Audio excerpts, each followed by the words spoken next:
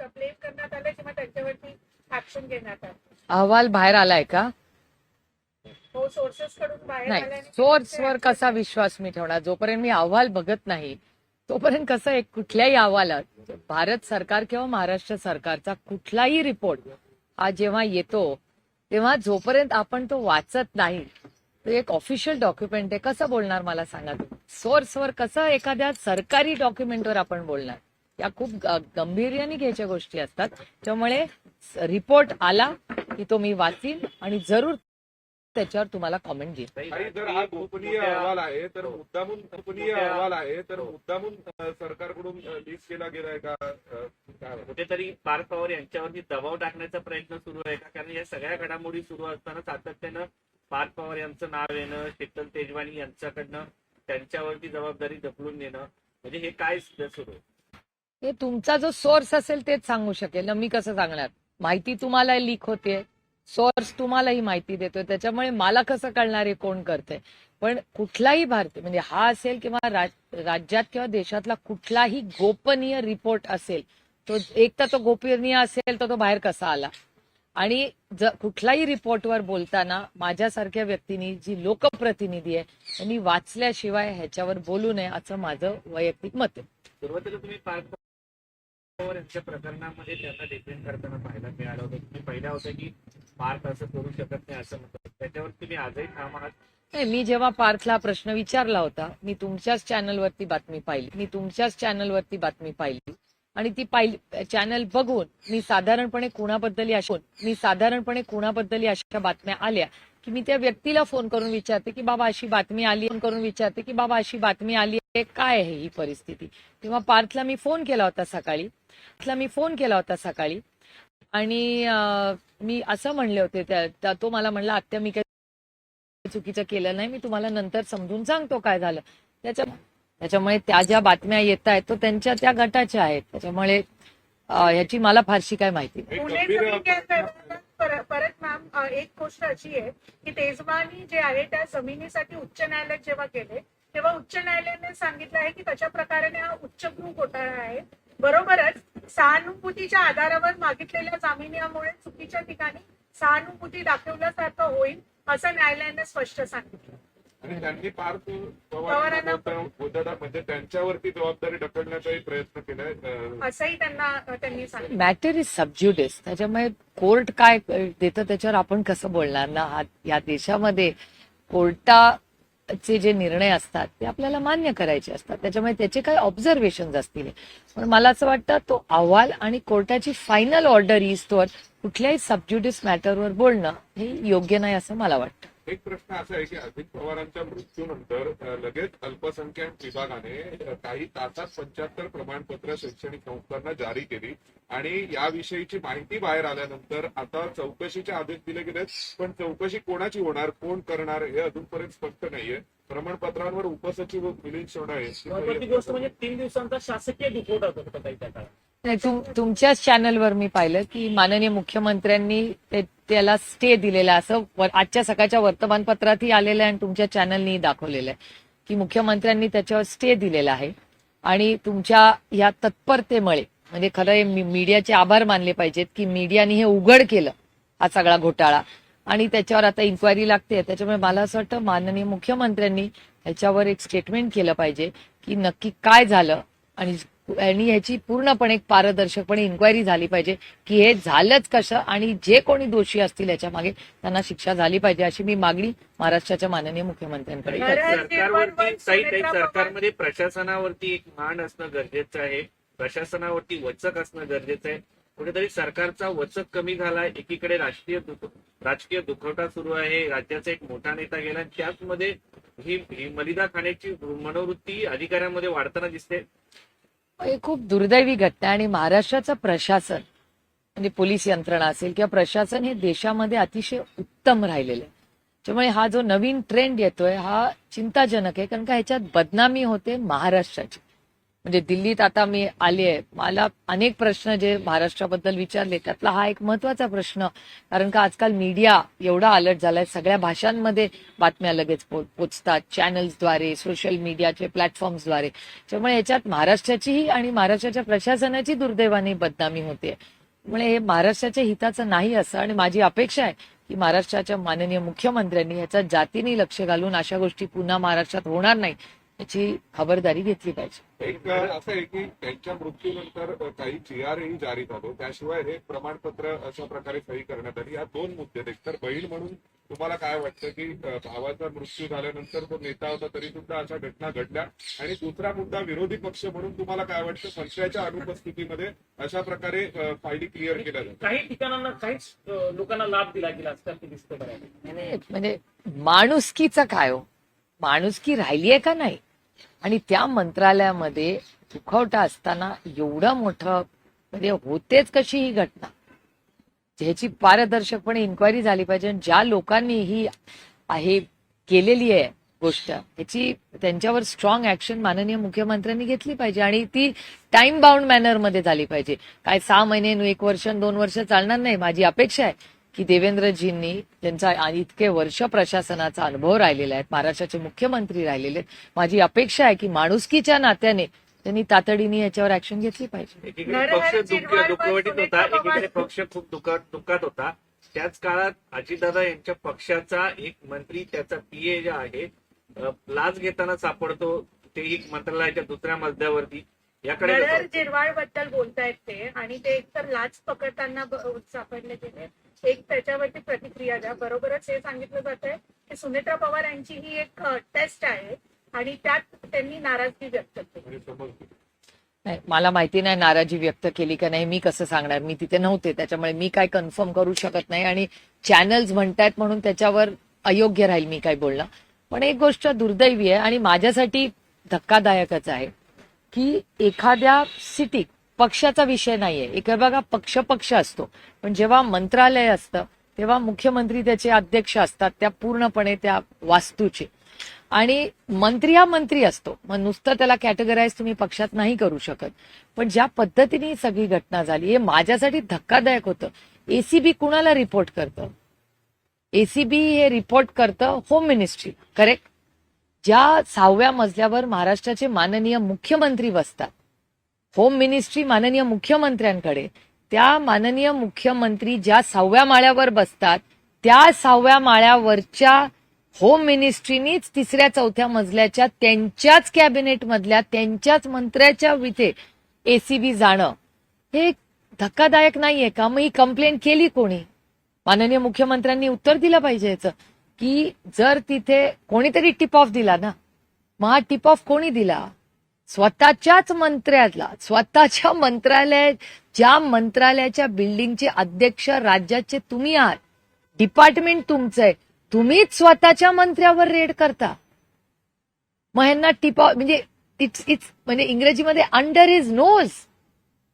माननीय मुख्यमंत्र्यांच्या डोळ्यासमोर त्या वास्तूमध्ये, ज्या वास्तूमध्ये तुम्ही बसता त्याच वास्तूमध्ये तुमच्या स्वतःच्याच मंत्र्याच्या विरोधात त्याचंच ऑफिस तुम्ही सील करता. तुम्ही जस्ट शॉकिंग. कोल्ड वॉर म्हणायचं सरकारमध्ये ते ना मला माहिती नाही, मला हे विश्वासच बसू शकत नाहीये. म्हणजे आपल्याच घरामध्ये आपण आपल्याच माणसावर रेड करणं. मग हा टिप ऑफ कोणी दिला आणि हे खरंय नाही खरंय ह्याची उत्तरं माझ्याकडे नाहीये. अजित पवार यांच्या पक्षाच्या वतीनं कोणी बोलत नाहीये. अजित पवार यांच्या पक्षाच्या वतीनं एक जण विचारा. DCM वरती प्रेशर टाकण्याचा प्रयत्न आहे का? आताच रिसेंटली त्यांनी जस्ट आपला पदभार स्वीकारला.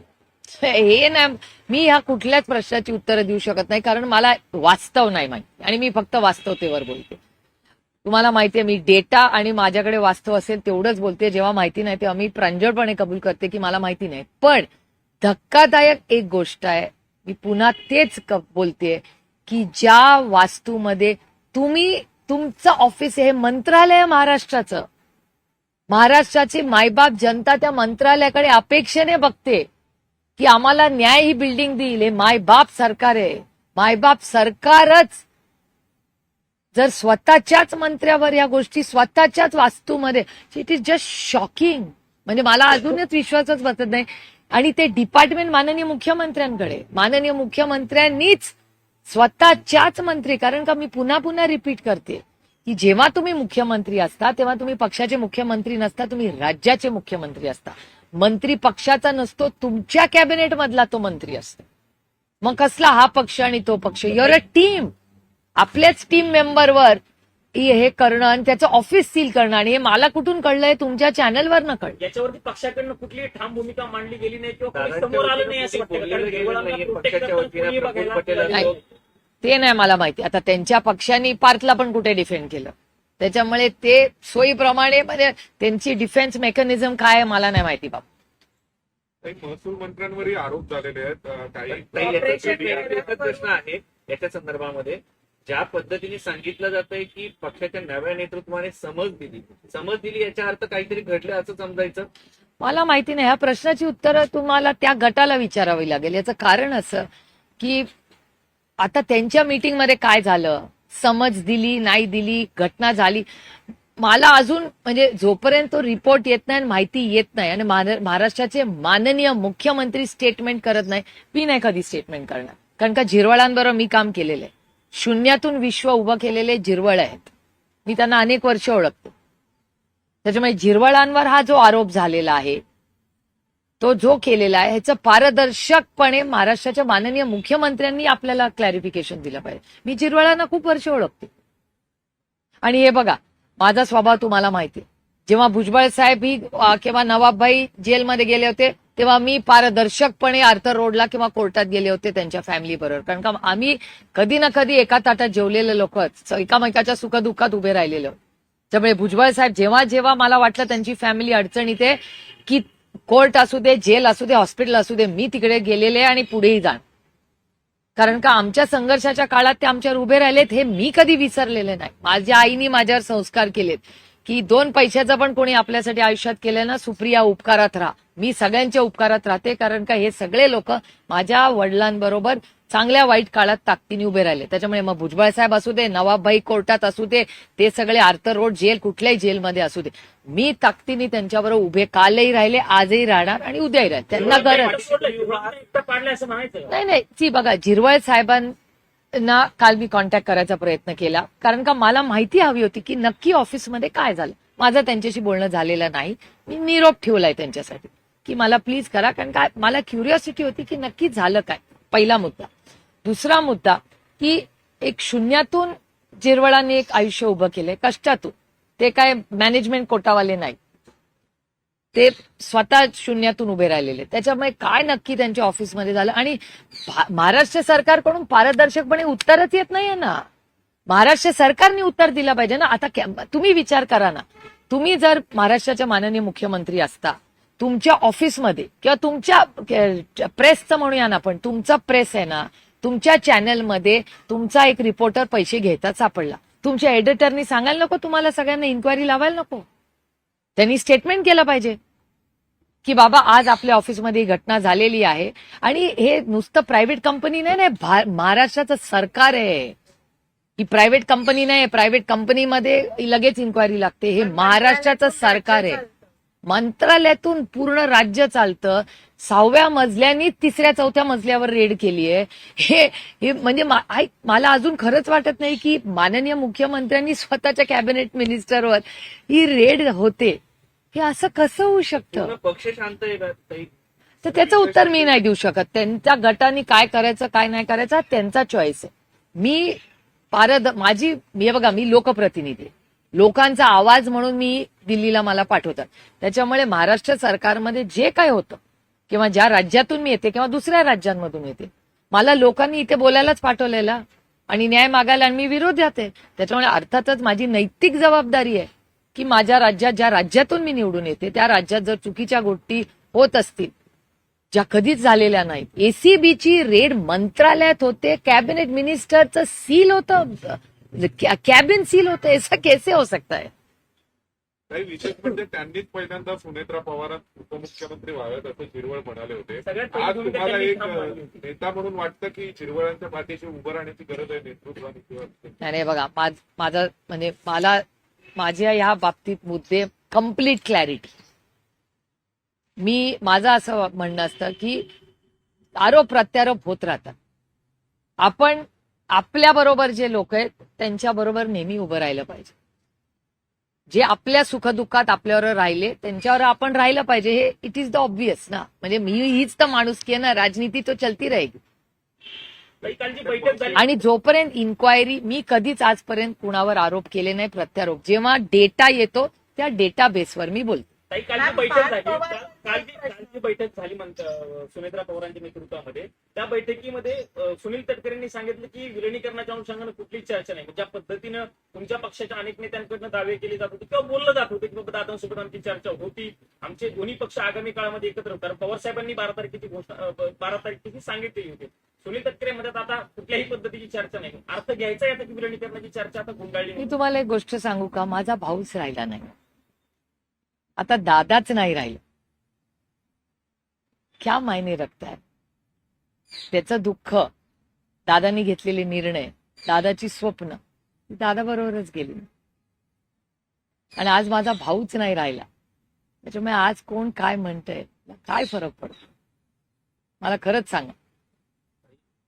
नरेश अरोरा हे त्या पक्षाचे सल्लागार आहेत. त्यांना राज्यसभा दिली जाणार असल्याची या बातम्या येत आहेत. कसं बघता? कारण दादांनी जी बैठक शेवटची झाली तटकरेंसोबत, त्या नरेश अरोरांना काम जे दिलं होतं ते कमी करण्यासंदर्भात चर्चा झाली होती. आता त्याच अरोरांना राज्यसभा मिळणार असं सांगितलं जातं. आजच्या सकाळच्या वर्तमानपत्रात संभाजीनगरला ती बातमी आली आहे असं अनेक चॅनल्सवर सांगण्यात आलंय. त्यामुळे ते आता त्यांच्या पक्षाने कुणाला कुठलं काय पद द्यायचं हा त्यांच्या पक्षाचा अधिकार आहे ना. एका सशक्त लोकशाहीमध्ये त्यांनी ठरवायचं कुणाला काय द्यायचं. तो त्यांचा अंतर्गत विषय आहे त्यांच्या पक्षाचा. मॅम, पार्थ पवाराबद्दल एक तर ज्या प्रकाराने जे अलिगेशन त्यांच्या अगेन्स्ट येत आहेत, तसंच हेही बघितलं जातं ते कुठे ना कुठे फोरफ्रंटवर आहेत. म्हणजे अजित पवार यांच्या निधनानंतर सुनेत्रा पवार मॅम बरोबर पण फोरफ्रंटवर दिसतात. तर एक नैतिकता म्हणून कुठे ना कुठे एक अकाउंटेबिलिटी फिक्स होते, ती दिसून येत नाही. हेही कुठे समजतं. म्हणजे ते होल्ड घेत आहेत पार्टीवर किंवा ते कोणता रोल प्ले करणार आहेत. ऑलरेडी अलिगेशन आहेत त्यांच्यावरती. एक हा प्रश्न. बरोबरच सरकारचा पण कुठे ना कुठे प्रेशर आहे का या पूर्ण सुनेत्रा पवार आणि अजित पवार या फॅमिलीवरती? कारण की पहिले नरहरी झिरवळ, इव्हन पार्टीवरती पहिले नरहरी झिरवळ आणि आता हा अहवाल. मला खरंच याच्यावर काही फार बोलता येणार नाही, कारण का हा त्यांचा सगळ्यांचा तो अंतर्गत प्रश्न आहे. त्यांचे मित्रपक्ष त्यांनी सगळ्यांनी काय करायचं हा त्यांचा अंतर्गत प्रश्न आहे ना. त्याच्यात मी कसं ढवळाढवळ करणार? आणि एका सशक्त लोकशाहीमध्ये प्रत्येकाने काय निर्णय घ्यायचा, काय करायचं, तो अधिकार संविधानाने त्यांना दिलेला आहे. त्याच्यामुळे तो त्यांचा इंटरनल इश्यू. दादांच्या अपघाती निधनाला आता जवळपास 20 दिवस पूर्ण होत आले, पण प्राथमिक जो अहवाल असतो चौकशीचा किंवा नेमकं काय झालं हे कुठल्याही पद्धतीनं समोर सांगितलं जात नाहीये. अनेक प्रकारच्या शंका उपस्थित केल्या जातात. खरं तर रोहित पवारांनी ज्या पद्धतीनं पत्रकार परिषद घेतली होती की हा घातपात आहे असं त्यांचं स्पष्टपणे म्हणणं आहे. तीच रीग अनेक नेते ओढताना बघायला मिळतात. पण अहवालाबद्दल मात्र डीजीसीकडनं काही सांगितलं जात नाही अशी ही चर्चा आहे. अशाही बातम्या आहेत की काही प्रमाणामध्ये ब्लॅक बॉक्स जळालेला आहे आणि तो दुसऱ्या देशामध्ये रिकव्हर करण्यासाठी पाठवला जातो. नाही, अनेक माध्यमातून किंवा वर्तमानपत्रातून ह्या बातम्या रोज येत आहेत. रोहितमध्ये अस्वस्थता आहे का? तर अर्थातच आहे. आम्ही त्याचा तो काका होता हो. त्याच्यामुळे जर एखाद्या मुलाला वाटत असेल की ह्याच्यात काहीतरी अस्वस्थ करणार आहे, आणि बऱ्याच लोकांचं तसं मत आहे, म्हणजे अमोल मिटकरींचं तसं मत आहे. मी वर्तमानपत्रातही वाचते, टीव्हीवरही बघते, आणि त्याच्यामुळे तो धडपड करतोय रोहित त्याच्यासाठी, आणि त्याला कुठेतरी अस्वस्थ वाटते आणि साहजिक आहे. असं जर त्याला वाटत असेल तर त्याच्यात काही गैर नाही. आणि महाराष्ट्र किंवा भारत सरकारकडून महाराष्ट्राच्या माननीय मुख्यमंत्र्यांनी स्टेटमेंट केलं होतं की आपण अहवालाची वाट बघूया, असं त्यांचं एक स्टेटमेंट आलं होतं. आणि मला असं वाटतं की ह्या पार्लमेंटमध्येही अरविंद सावंतजींचे मी मनपूर्वक आभार मानते आणि उद्धवजींचे मनपूर्वक आभार मानते की शिवसेनेने ताकदीने सातत्याने ह्याच्यावर एक चर्चा, सिव्हिल एव्हिएशन आणि दादाची ही जी घटना झाली दुर्दैवी, ह्याच्यावर एक चर्चा व्हावी पार्लमेंटमध्ये. ह्याच्यासाठी काँग्रेस पक्षाने, शिवसेनेने ताकदीने आम्हाला तेव्हा साथ दिली. आणि अरविंदजींचा आम्ही जाहीर पुन्हा आभार मानते, आणि उद्धवजींचे आणि अनिल देसाईंचे, की त्या तिघांनी तो पुढाकार घेतला आणि त्यांनी स्पीकरलाही जाऊन भेटले, त्यांनी अडजर्नमेंट मोशनही मागितलं ह्याच्याबद्दल की पार्लमेंटमध्ये ह्याच्यावर चर्चा झाली पाहिजे. पण ही दुर्दैवाने होऊ शकली नाही. आता परत जेव्हा रिकन्व्हीन होईल तेव्हाही शिवसेना काँग्रेस नक्की त्याच्यात पुढाकार घेईल, आम्हाला साथ देईल. आणि मला वाटतं बरेच प्रश्न आहेत ज्याची उत्तरं लोकांना पाहिजे. कारण आमच्याकडे जी दुर्दैवी घटना झाली ही घटना दुसऱ्या कुणाच्याही घरात अशी घटना कधीही होऊ नये. आमच्या घरातला करता पुरुष गेलाय हो. आणि ज्या पद्धतीने हे सगळं झालेलं आहे खूप अस्वस्थ, दुःख. आणि कदाचित म्हणजे माझं तर म्हणते की लोक म्हणतात टाइम हिल्स.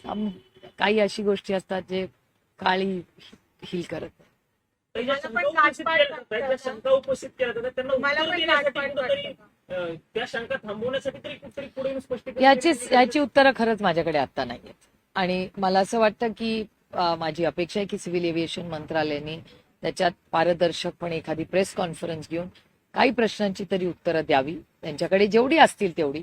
पण एक पारदर्शकपणे त्यांनी याची उत्तरं राज्याला, कारण का राज्य बघतोय. एक फक्त आम्ही कुटुंब म्हणून किंवा माझा भाऊ म्हणून काय मी एकटी म्हणत नाही. अजित पवारांवर प्रेम करणारी प्रचंड त्यांचे प्रेमी आजही महाराष्ट्रात आहेत आणि त्यांनाही उत्तरं हवी आहेत. आणि त्याच्यात काही चूक नाही हो. महसूल मंत्र्यांवरही आरोप झाले काही टीडीआर घोटाळ्याचे आणि आता महसूल मंत्री दिल्लीत येऊन गेल्याचं कळतंय महाराष्ट्राचे. नेमकं काय केंद्रीय गृहमंत्र्यांची मंत्र्यांनी भेट ते- ते मला नॉट रिचेबल अच्छा कालपासून नॉट रिचेबल. म्हणजे ते आले गुप्तपणे पण ते कोणाला पण त्यांना त्याला- नाही, मी तुमच्या चॅनलवर ते आरोप पाहिले. त्याच्यानंतर मला वाटतं एका चॅनलवर त्यांनी केसही केली आहे. त्यामुळे नक्की काय झालंय त्याच्यात क्लॅरिटी अजून आलेली नाही. त्याच्यामुळे मला असं वाटतं महाराष्ट्र सरकार किंवा माननीय मुख्यमंत्र्यांनी या सगळ्या केसेसवर माननीय मुख्यमंत्र्यांनी एक प्रेस घ्यावी. माननीय मुख्यमंत्री अनेक वेळा कॅबिनेटमध्ये आता असेलच ना आज उद्या कधीतरी कॅबिनेट. त्याच्यामुळे माझी माननीय मुख्यमंत्र्यांना विनम्र विनंती आहे की आपण ह्या सगळ्यावर आपण सगळ्यांनी महाराष्ट्राला आपण सगळ्यांनी सांगावं की वास्तव काय आहे या सगळ्याच गोष्टीचं. काही अलीकडे असं होतंय की मंत्र्यावरती आरोप होतात पण ते मंत्री दिल्लीत येऊन भेटून जातात. आगामी काळात मंत्रिमंडळ विस्तार पण होणार असं सांगितलं. आता फेरबदल होणार आहे. सगळ्यांच्या मंत्र्यांच्या मनात धाकधूक असल्याचं समजतं. मला ना अशा वेळेस पार्टी विथ अ डिफरन्स आठवतं. जेव्हा आमचं सरकार होतं तेव्हा भारतीय जनता पक्ष नेहमी त्या काळात आम्हाला सुनवायचा की आम्ही पार्टी विथ अ डिफरन्स आहोत, कार्डर बेस्ड पार्टी आहोत, पार्टी विथ अ डिफरन्स. हे सगळं काँग्रेसचं कल्चर आम्ही करणार आहे. आमच्याकडे काय दिल्लीत हाय कमांड नाही, आम्हाला दिल्लीला कशासाठी जावं लागत आहे. किती आयुष्य स्ट्रेंज असतं ना. ज्या ज्या गोष्टी भारतीय जनता पक्षाने काँग्रेसवर विरोध केल्या आज भारतीय जनता पक्ष तसंच चालतं. ज्या लोकांवर भारतीय जनता पक्षाने आरोप केले त्यातले 80% लोक आज भारतीय जनता पक्षात निर्णय प्रक्रियेत आहेत आणि सत्तेमध्ये. हे किती इंटरेस्टिंग असतं ना. तुम्ही विचार करा त्या सगळ्या ज्या गोष्टी तेव्हा तेव्हा जे जे आरोप केले भारतीय जनता पक्षाने 10 वर्षांनी तेच लोक आहेत, तेच सर्कमस्टन्सेस आहेत, फक्त चिन्ह बदलले. त्या लोकांकडे आधी पंजा होता, आज कमळ. बदललं काहीच नाही. मॅम एक म्युझिकल रोड आहे मुंबईत, तुम्हाला माहिती असेल. पण मुंबई मेट्रो ज्या प्रकाराने स्लॅब कोसळला त्यानंतर अमित ठाकरे यांचं एक हे आहे, मत आहे की 0 हीच आहे आपल्या आयुष्याची किंमत. म्युझिकल नखरे थांबा आणि बरोबरच मुलुंड दुर्घटनेवरती त्यांनी आपलं हे ही खूपच वेदना देणारी, अस्वस्थ करणारी ती घटना आहे. आम्ही सगळ्यांनीच त्याच्यावर खूप नाराजी व्यक्त केली आहे. नुसती नाराजी नाही हो, म्हणजे एखाद्याच्या आयुष्याची किंमत इतक्या हलक्यामध्ये सरकार घेणार. याची इन्क्वायरी झाली पाहिजे आणि शिक्षा झाली पाहिजे ज्यांच्यामुळे ही घटना झाली. ती कधी स्ट्रॉंग ऍक्शन घेणार. काही जगदाळे कुटुंबाची परिस्थिती अजून तशीच आहे. तुम्ही त्याच्यावर नाही, मला कालही मी ते अनेक चॅनल्सवरती पाहिली. जगदाळे कुटुंबाचे अनेक वेळा माझेही संबंध येतात पुण्यामुळे. अतिशय हुशार ती मुलगी आहे, कर्तृत्वान लेक आहे. ज्या पद्धतीने तिच्या वडिलांची जेव्हा हत्या झाली, ज्या पद्धतीने ती मुलगी वागली हे तर मी कधीच विसरणार. म्हणजे हिंमत लागते तसं एवढी जबाबदारी घ्यायला, आईची, तिच्या मावशीची. ज्या पद्धतीने ती सगळं स्वतःला तिने होल्ड केलं, लोकांना मदत केली. मला वाटतं आज सकाळी एक बातमी आली आहे की आता पुन्हा महाराष्ट्र सरकारला जाग आलेली आहे आणि तिच्या नोकरीचा निर्णय पुन्हा म्युन्सिपल कमिशनरला ऑर्डर आलेली आहे अशी आज सकाळीच बातमी झाली. कारण का माझंही पुन्हा म्युन्सिपल कमिशनरशी बोलणं झालं. त्यांनी सांगितलं की आता जीएडी कडून काहीतरी ऑर्डर आली आहे. त्यामुळे एक आठवडा असू, जर एक आठवड्यात त्या मुलीला न्याय मिळाला नाही तर तिच्यासाठी आंदोलन करायची जबाबदारी मी स्वतः घेईन. अश्वनीत पहिल्यांदा मागणी केली नको, नको, होती की नको. शहीदांचा दर्जा द्या सगळ्यांना. इतरही जे पहलगाम मधले बरेचसे 6 जण एकूण महाराष्ट्रातले सगळ्यांकडे दुर्लक्ष झालेले आहे. किमान जगदाळेंचा मुद्दा आला नाही त्या जगदाळेंचा नाही, हे दुर्दैव आहे की पेहलगामचा अटॅकच लोक विचारले, ते ऑपरेशन सिंदूर मध्येच पुढे पुढे गेले. त्यामुळे नक्की त्या काळात त्या कुटुंबाचं दुःख किंवा त्यांच्यावर झालेला अन्याय अर्थातच असंवेदनशील पद्धतीने या सरकारने केलाय. पहिल्या आठवड्यातच या गोष्टी त्यांना व्हायला हव्या होत्या, न्याय मिळायला पाहिजे होता. गव्हर्नमेंट पक्ष फोडा, घरं फोडा, त्याच्यानंतर इलेक्शन, ह्याच्यात इतकं व्यस्त असतं किंवा त्यांच्या मंत्रालयात होणारे एवढे करप्शन चार्जेस इश्यूज. दुर्दैव आहे की गेले एवढा मोठा मॅन्डेट महाराष्ट्राच्या मायबाप जनतेने त्यांना दिलं, त्या मानाने त्या जनतेला तेवढा न्याय मिळाला. चला, थँक्यू.